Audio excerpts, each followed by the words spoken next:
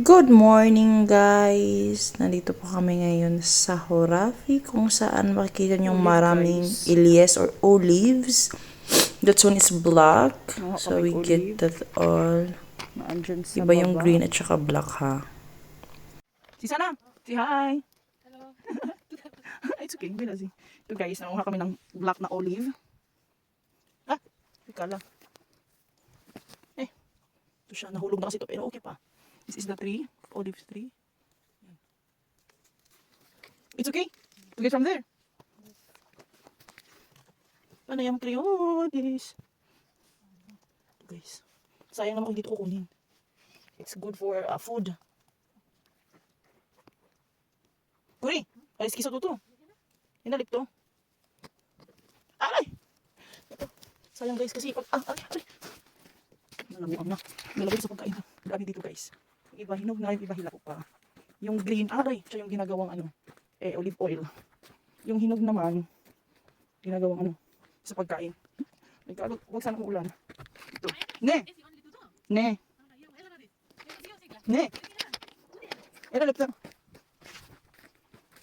Oh, pula. Para siyang grapes pero hindi siya grapes ha.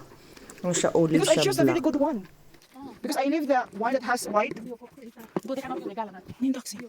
Ne? Sure, we get this. Wala yung bigo pa.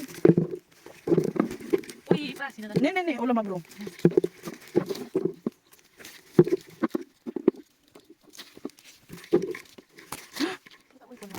Ne, mikro.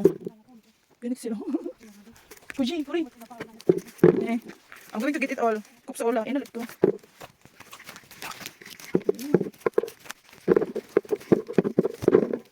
See? Huh? Ah. Yeah, I will get. You should have your own machine to get this all. Pero wala kami. So yung mga nahulog, just get kasi sayang. It's the reason why we get kuha namin sa babang iba. Erkome! Pero sa kabila. Isi pula!